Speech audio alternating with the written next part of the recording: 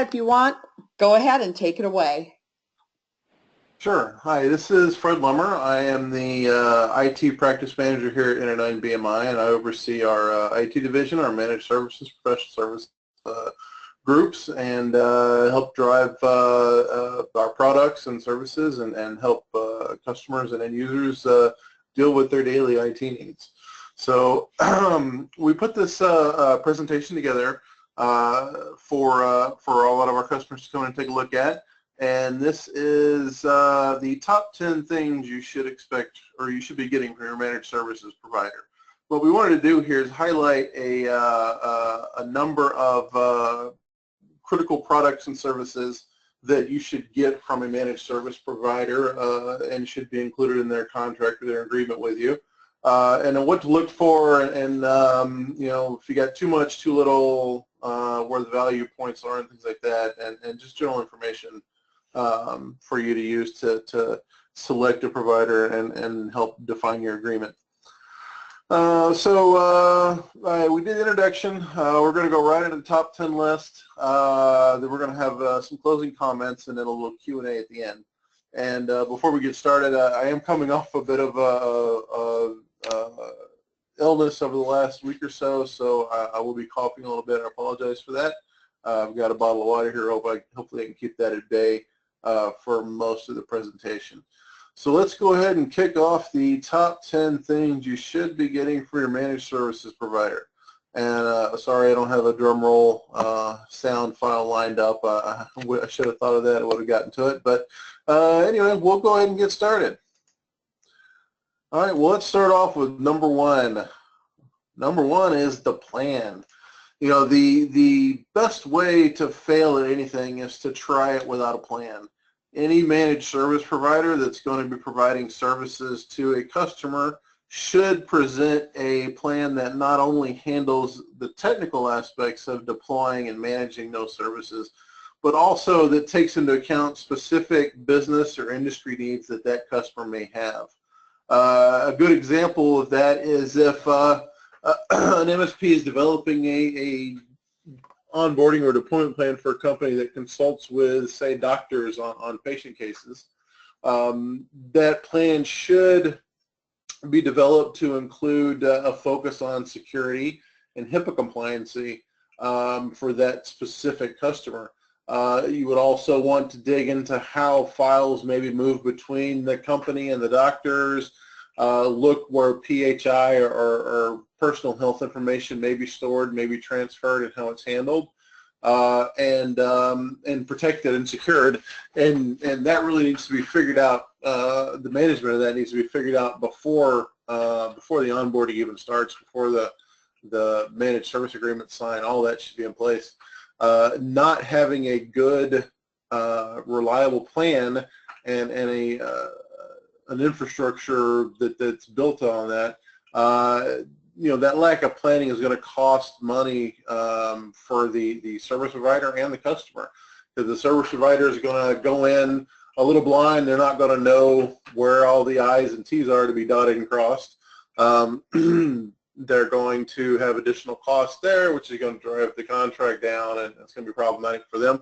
But for the customer, for you, it's also going to be costly because you're going to have a longer time to resolution on issues. You're going to have vulnerabilities that aren't being addressed. You're going to have liabilities out there because of what may or may not be covered by the provider. And you know, you're going to have reduced uptime and productivity you know, impact because of this. So, you know, do they know you? Have they gotten to know the business? Do they listen to your needs and your concerns? Are the business operations accommodated by the plan? You know, if your organization operates on Saturday, you know, maybe Saturday is the day that you do your order catch-up or shipping. Does the provider have somebody or have some accountable way to provide services on that day?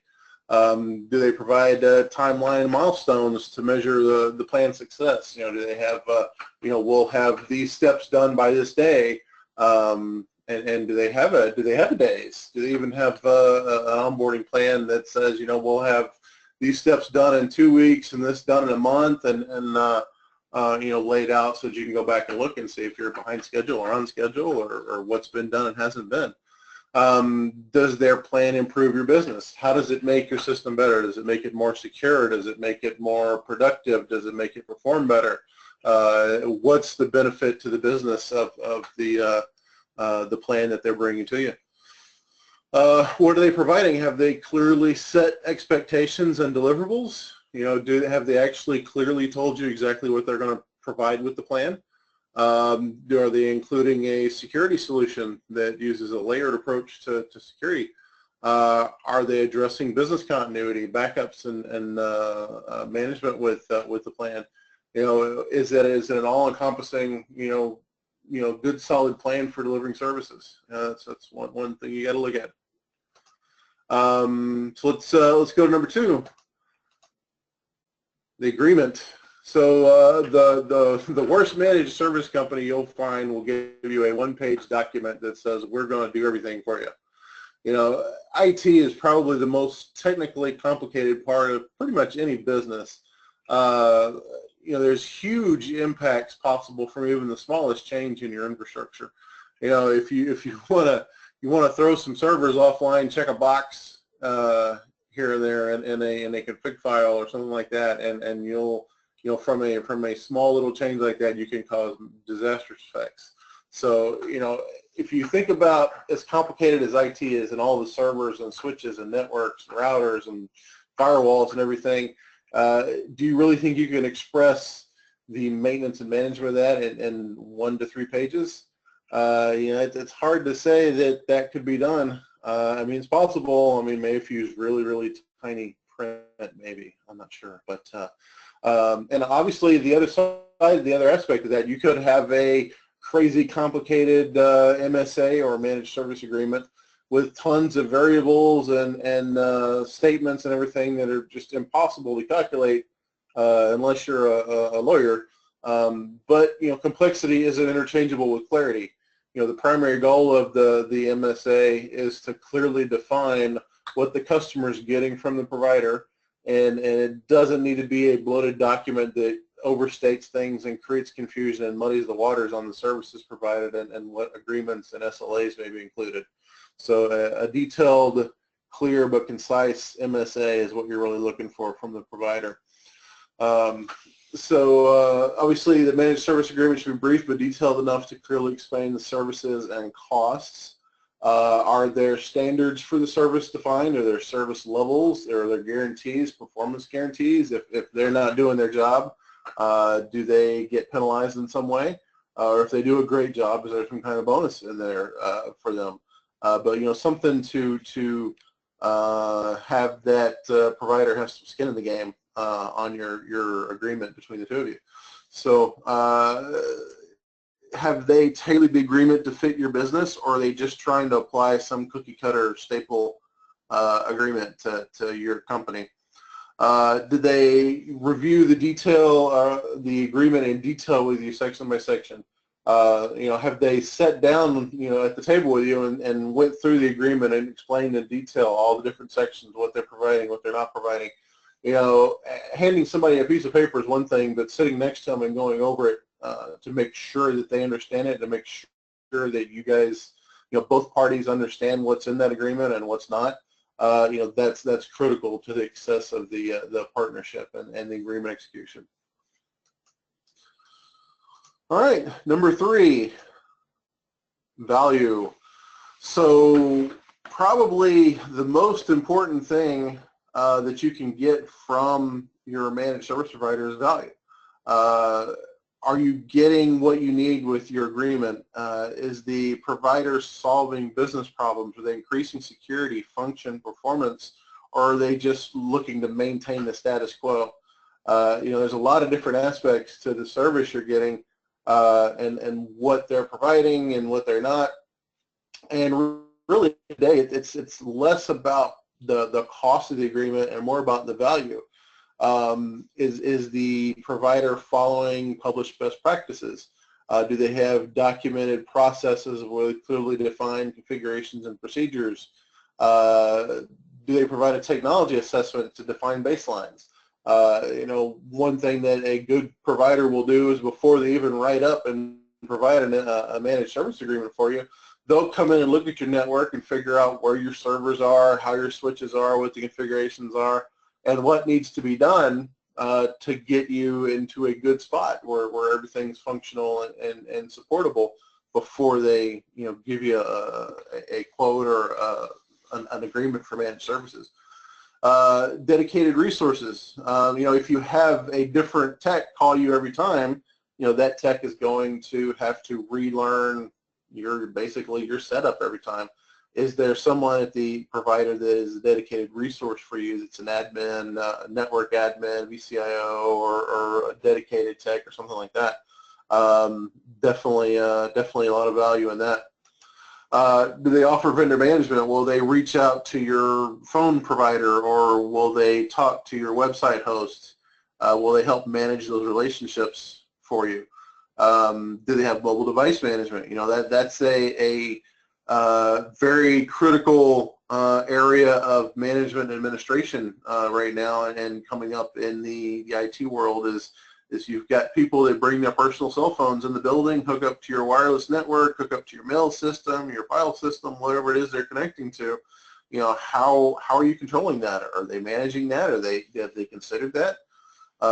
Definitely value there. Professionalism. Are they clean and presentable? Do they look good? Do they seem like they're a good service-based organization with good customer service skills, responsiveness, and that they're communicative? And really, do they solve the problem? The big value that you're looking for this is that they take care of problems for you. So are they capable of doing that? So that's a little bit of the value that you need to look for from a provider. So let's move into number 4. Who's got the keys? So it probably won't come as a big surprise to everybody out there, because you guys have all been in business for a while, and I'm sure you've been subjected to some less than ethical customers that may not operate in a purely professional, ethical manner. But there are service providers out there that do the same. They'll try to lock you in with them using a number of methods and tricks.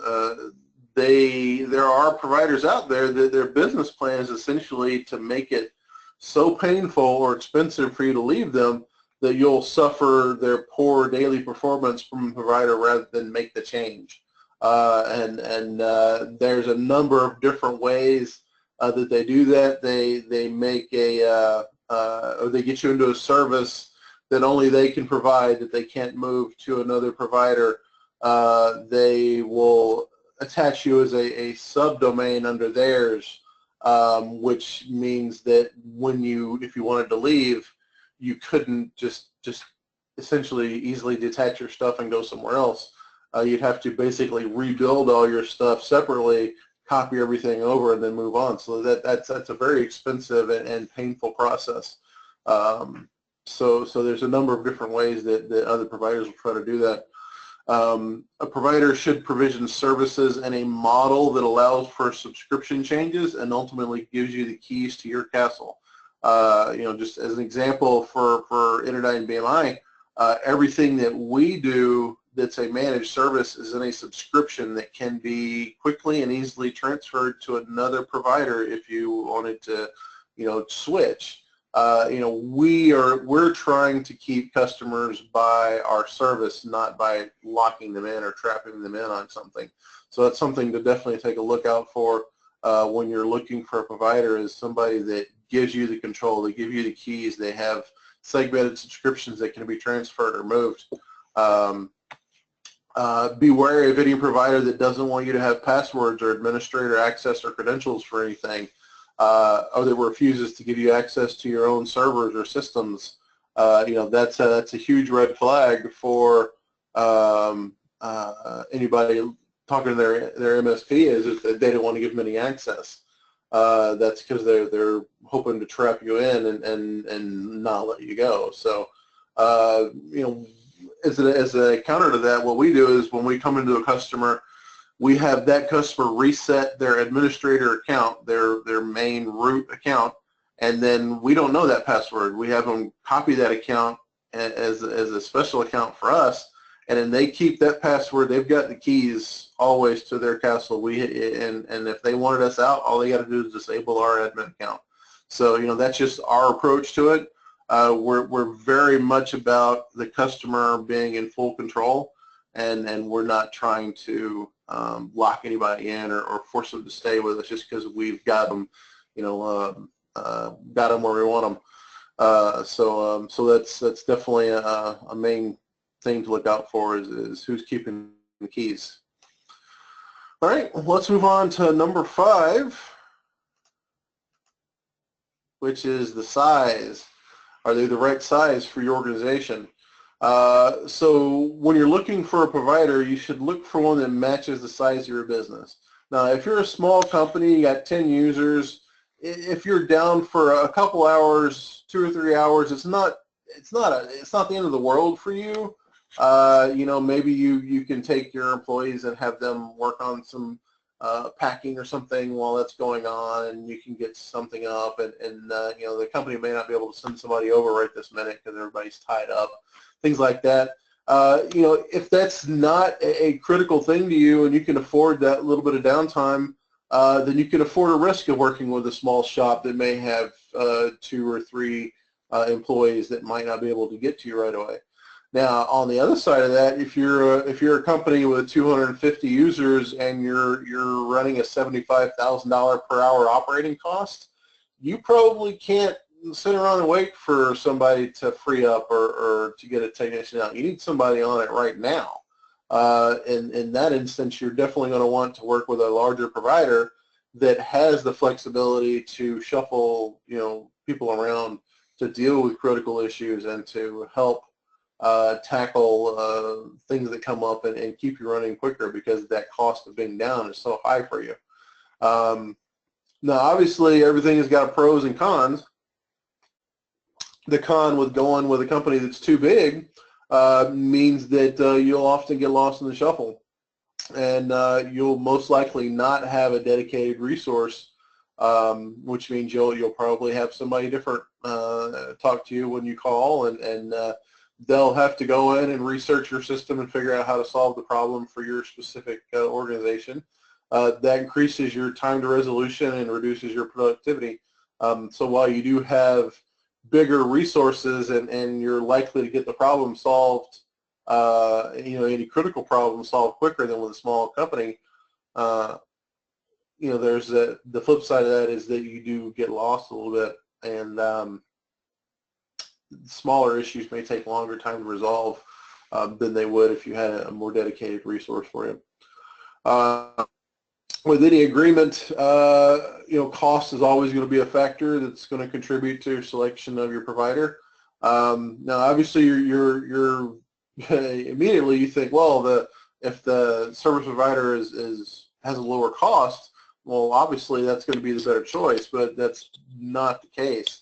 As I had said earlier, look at the value of the agreement, not the cost. So just as an example, looking at this from a business standpoint for a managed service provider, if I'm running an MSP and I have a contract with you, a customer, that let's say I'm breaking even on that, or maybe even losing money, but definitely not making any money on that agreement. I'm not looking to spend any extra time improving your IT, improving your business process, increasing your productivity, improving your performance, any of those things. I can't afford to do that because I'm not making enough money that I can take resources and invest in your company, invest in making you better, invest in improving your infrastructure. I'm just looking to make my minimum fulfillment of that contract obligation, do the monitoring, the maintenance, fix what's broken, but that's pretty much all I'm looking to do on that contract. Now, on the flip side of that, if I'm consistently making a profit on a contract or on an MSA, I'm going to have some flexibility. I'm going to have a little bit of money that I can take to spend time looking deeper at performance processes or performance or processes, make recommendations to improve or replace systems, and improve that performance, improve the productivity, and just make your infrastructure better. So if you might save a little money with a less expensive provider, but they're definitely not going to help you make any money. They're not going to help improve you, because they're just going to look to do the minimum they need to keep at least some profitability in that contract. So finding a company that's the right size, that has the right value in their contract is going to be a key item that you're going to be looking for from the provider. So that's kind of what we call the Goldilocks rule. Pick the one that's just right. Too small, service levels drop if a tech's out of the office, somebody's on vacation, can't handle increased activity loads, workloads. Maybe you might hear sometimes, we'll be there next week, as we free up. Too big, tickets get lost among too many techs, no one's familiar with your network or business, and you get slower issue resolution. And then we talked about charging the right price for the service. So that's the size question there. Moving on to number 6, support. So really, at the end of the day, what you're buying from your MSP is support. That may be delivered in different ways. It may include different services like file service or backup services, things like that. But really, you're wanting them to make you supportable and to support you and make sure your stuff is running and that you're operating every day, as close to normal as you possibly can be. So really, support is it. You expect them to come in, they expect them to set you up, you expect them to maintain your antivirus and fix any problems, get rid of bugs and things that come up. You're looking for them to do proactive items like maintenance on your computers, updating the Windows operating system, other applications, things like your Java, your Adobe that are, if they're out of date, things like that, their security vulnerabilities. You're expecting them to monitor and consulting with you. Those are all key items to reduce incident counts and your time to resolution things. So from a proactive standpoint, reactively, they should have an organized, dedicated help desk. They should have engineering resources, which are critical for reacting to and quickly resolving issues that impact your business. And that they're, the main thing of providing support is the customer service. They care about your customers. They care about your employees. They care about your business operation. Do you feel that when you're calling into the help desk and asking for help with a Word problem or an Excel problem? Are you really getting the customer service that you expect from that provider? Issue management and the help desk is all part of that. Do they have a dedicated methodology and process like one provided with ITIL? And I'll talk about ITIL in just a second. Do they have documented support systems and processes, multiple ways to create a ticket? Can you send an email? Can you call?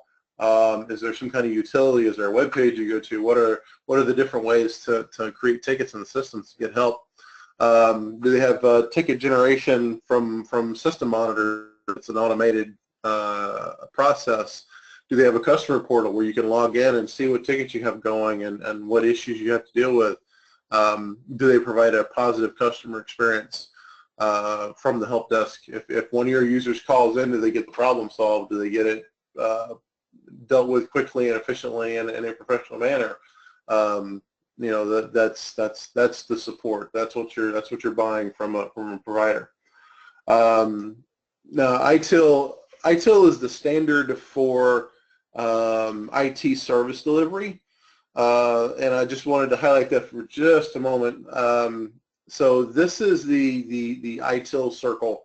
It is all about designing a service, deploying and making transitions to get to that service level, and then operating and delivering that service, And then it's a constant, continual process improvement as you go around, around the circle with reporting and measurement, is to make sure that you're delivering on these things correctly.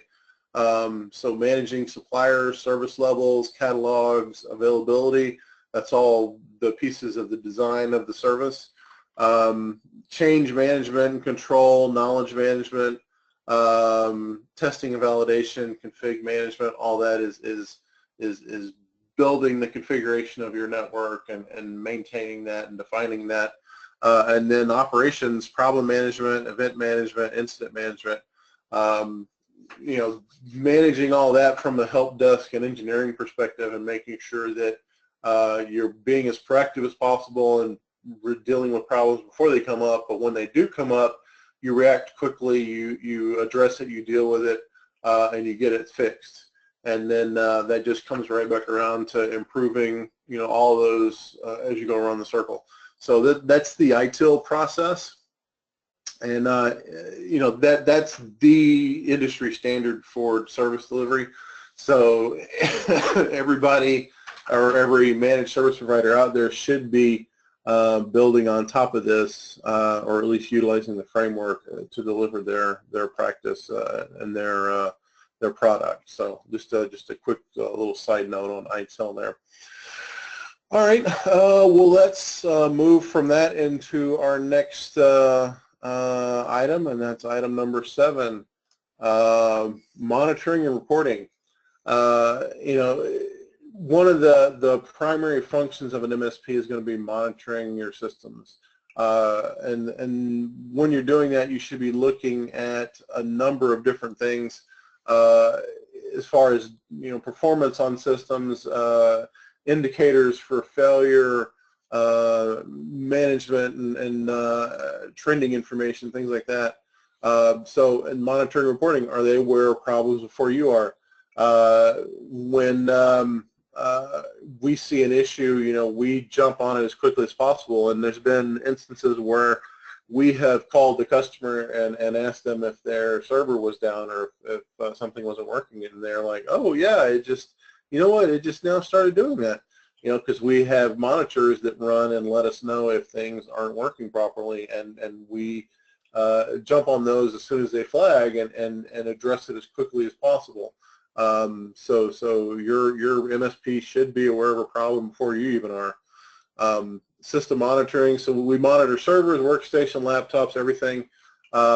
And we have a number of different monitors that we expect to see on each machine. Monitors for disk space, monitors for memory usage, monitors for versions of software and things like that. That we're constantly watching to make sure that the system is the way it should be. Performance monitoring, monitoring things like SQL servers, for example. Those are always a performance hog, and we have a number of monitors that we like to see running on SQL servers to let us know how the tables are managing, what the memory utilization is, and that everything is functioning to give normal performance for Dynamics applications and other applications that are using things like SQL. We have a number of different monitors. We don't rely on one, but we have multiple monitors that let us know if the system's down. So that's one thing you should look for. Does your provider have external sources for monitoring down systems and alerting them to a problem? Baseline reports, when a provider comes in, they should do a baseline report for you out of the gate, and then additional reports build on that, and you should see improvement from the baseline report up through each monthly report or weekly report or however the provider provides it. You should see improvement from that. Regular reports with comments and recommendations. So you should get a report every week from your admin or your dedicated resource, your VCIO, whatever you want to call it. Different providers have different names for things. That says, reviewing your report, I see these couple issues here. We need to address these. This workstation is constantly coming up with problems. We need to replace it. Just those kind of things, just regular tips every week or every month about, where things are and what improvements or changes need to be made to improve that. And then performance metrics. Should be tracking trending data on different servers or services. Is it performing at the level that you expect it to? Are things functioning the way they should be? Are you experiencing problems? Do we need to look at adding memory to this server or adding some more processors to this virtual machine? Things like that. They should be able to monitor and report on and then provide feedback to you about what needs to be done or addressed with those. So that's the monitoring and reporting section there. So from that one, we'll jump into number 8, trained and certified staff. A company that is considering managed services usually is going to be more than 15 or 20 computers or so. They're going to usually have somebody, often that was on staff that was kind of helping out with computer problems. Maybe somebody in the marketing department that had done some computer stuff, maybe helping out. We see that a lot of times in customers, and they're looking for some help. And the thing is, if they're thinking, they've got 45, 50 computers, they're thinking, well, we just hire a guy. Well, you can hire a guy, but he's probably not going to be a SQL expert. He's probably not going to be an Exchange expert. He's probably not going to be a security expert. He's not going to be a virtualization expert. So there's a lot of subfields in IT, just like there are in, say, medicine, where you're a bone doctor or a brain doctor, those different areas. And having an MSP that can come to you that has a SQL guy, that has a SharePoint guy, that has a server admin, that's got a security expert, all those on staff, for you, the cost of you having that one guy that wasn't an expert in anything, now you've got a team of guys that are experts in all the different fields that can tackle and address problems for you. There's a lot of value in that for you. So an MSP that's got, certified help desk guys, that's got certified engineers in different fields, that are consistently training and recertifying and keeping their skill sets up to date. That's critical for service delivery and very important for you to help keep your things running and functioning normally and as best as they possibly can. So that's a critical feature for any MSP that's delivering services. So let's jump to number 9, consulting and VCIO. So I know I've thrown around the term VCIO a couple times in this call.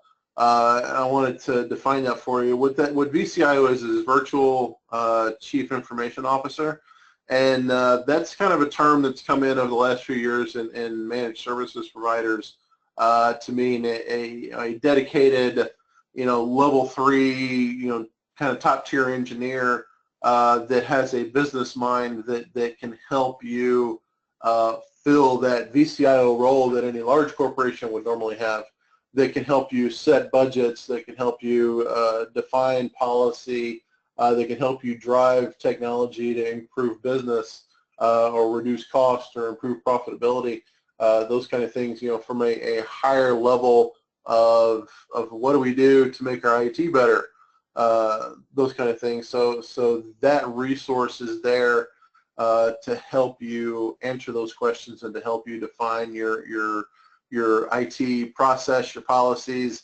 how you're going to deliver, what your expectations should be, what the measurable outcome of that should be, and things like that. So any good MSP is going to include that consulting and that VCIO in an agreement that will allow them to continually improve function, performance, and process in your organization.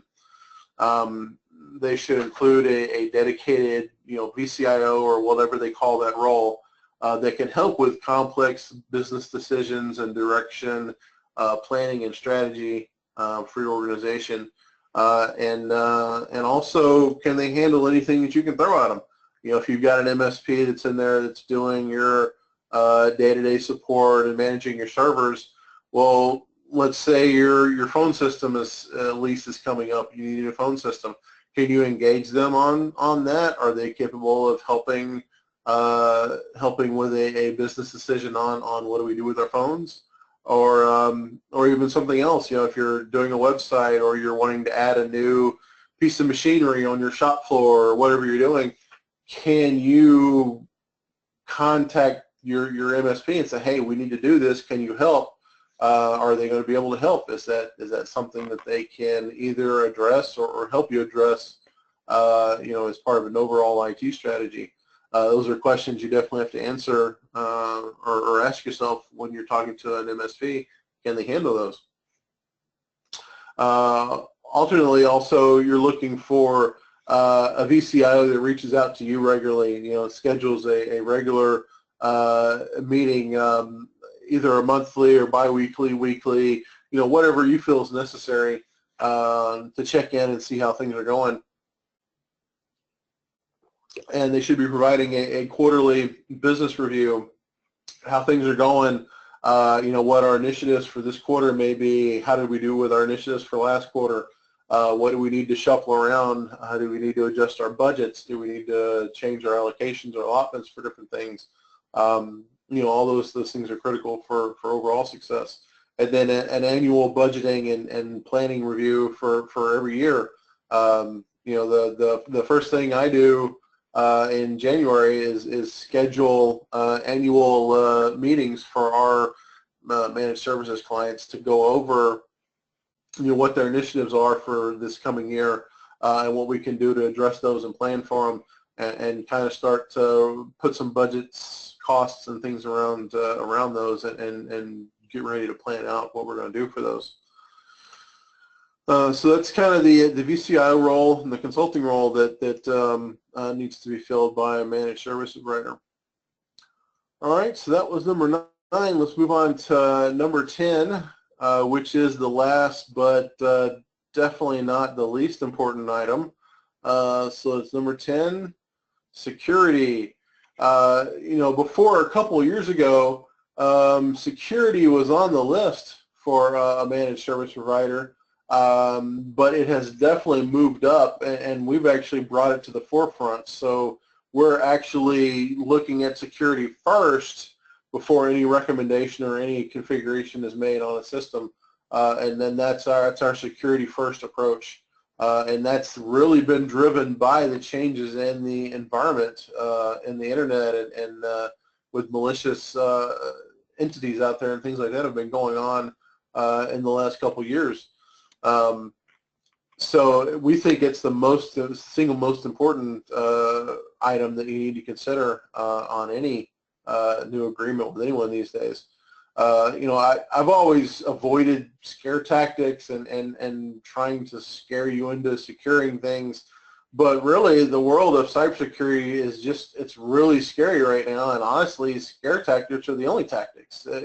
You know, it's just so ugly. There's so many different threats and blended threats and social threats and things like that out there, with the proliferation of all the malware and ransomware and other nasty bugs and malicious programs. The world is just become a security nightmare from an IT standpoint. I mean, it's just really scary. So any discussion with an MSP should start with a discussion of security. You know, how do we secure things? How do we keep from getting crypto locker? How do we keep from, or how do we respond to, you know, an antivirus and those kind of things? So any MSP should present a multi-layered approach with contingencies for anything that could happen. They should have trained and certified security experts on staff. They can keep up with the bad guys, and they can quickly respond to new threats as they emerge. You know, for example, we have a DoD-trained Army security specialist on our staff that is currently still a reservist, and he just came back to us from being in the Middle East for a year, where he spent an entire year doing nothing but training on security and certifying and doing penetration testing and security testing on Army and Department of Defense equipment and servers and things like that. So he's a very valuable resource to us and to our customers, and he's got a great security mind. And you know, we've built a managed security solution around that. And having somebody like that on staff really these days is more critical than even having a server admin, I think, because the problems that can happen are just so much more impactful. A couple of examples. The first one here. Now this is a snip from the Los Angeles Times. So in case you hadn't heard about this, so this is a hospital system in Los Angeles that was hacked, and the hackers encrypted and locked all their files on their systems. You know, the hospital looks at their operating costs per day of $6 million and instantly says, well, paying $17,000 to get all the decryption keys, definitely cheaper than paying the $6 million or losing $6 million of operating expense. So they paid the Russian hacker guys that crypto-lock all their files for the keys to unlock them. So this is going on every day. Companies that big and small and individuals, you know, they pick up one of these bugs and it locks and encrypts their files, and they pay, you know, anywhere from $50 to $50,000 to get them unlocked. And unfortunately, right now there really is no defense for them. Let me show you another snip I got.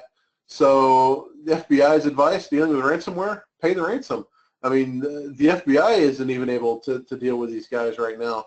There's no anti-ransomware software. It's really hard to write signature-based detection systems for them because they change the files, you know, every couple hours. So by the time you develop a signature for a file for some ransomware, it's changed. They're not using that signature anymore. So it's really is impossible to take a preventative standpoint and to block these guys. What you have to have is you have to have backups, and you have to have security policies in place. You have to have multiple layers of antivirus and malware defense and protection and running on your infrastructure, and we provide that as part of a security package. But even with all that, I mean, you still have the possibility of an incident, and you still need to be able to react to those. So it is it's a very scary place on the internet these days, and you need to have as much security as you could possibly get. And you know, building that into the managed service agreement, that's definitely something you need to look for in the initial discussion with a service provider, is if they are including security, and is that a managed security, and is that a function that they're providing for you, and what that looks like and how that works. So so those are the top 10 things you should be getting from your service provider. We've gone over the agreement, the support levels, the value, the security aspect, the clearly defined agreement, all the different things you should really be expecting from a service provider. We've talked about those in a little bit of detail, and definitely what you should be looking for when you're talking with someone. So we've got a couple minutes set aside for Q&A, so I'm just going to throw it out there and see if anybody has any questions. You can put them into the chat window, and Kim or Kevin, if you have any questions that you've been monitoring, if you can let me know those, we'll try to get those answered. Sounds great. Okay. On the right-hand side, you're going to find the question area. You could type in any questions that you would like to ask. We'll make sure we get those addressed. As of right now, I don't see anything in the queue. I do want to mention that next month, we will be talking about what we do here at InterDyn BMI. So Fred went over what to look for. These are all very, very good tips. and a checklist. And the next time we get together, we'll talk about what managed services we provide, so a complimentary webinar. What's a common question that you are asked, Fred, when the first time someone considers handing over their managed services to a provider? What's the most common question? I would say is it going to be more expensive? And you know, a lot of organizations will be looking at a break point, usually around it's usually around 40 or 45 you know, users on the network, when they're looking at either having an on-site staff, or if they're going to you know, get a provider to come in. And you know, they're looking at the cost of having that staff versus a provider, and they're often surprised to find that the provider is basically the same cost or slightly less for service, and you're getting a team, like I said earlier, with that cost, rather than one, you know, desktop technician. You're getting multiple desktop technicians and a help desk. You're getting somebody that has all the tools and things to maintain and manage antivirus and security software and things like that. So it most often costs less than actually having to staff to address issues. Very true. You know, having come from managing and working with users through a users group, disaster recovery especially is really, really important in certain parts of the United States especially. I know one of my board members was UNICEF, and they did not have a disaster recovery, believe it or not, when that's kind of their business, did not have everything completely full. So when Hurricane Sandy hit, it was devastating and they were down. And so it's really, really important for everyone to think about, you know, where your competencies are today with the security that you've got or don't have, is to really put that into the hands of people that do this for their business. Yeah, and I will say, I know we've had a number of customers that have, you know, that we service them for their GP, that we have gone in and found a problem with their database. And we tell them that, well, we need to restore the database from last night, and then they can't, because either they don't have a backup system, or they thought IT was backing it up, or they thought somebody else was doing it, or hadn't had some kind of monitor or something running. And then so they've been kind of in a really bad spot because they just didn't know what was going on, or wasn't being done or monitored. So that can really cause you a lot of pain. Definitely. Especially if you're in a position where someday you may want to sell or merge, things like that, is that data is the most precious thing you've got. Mm-hmm.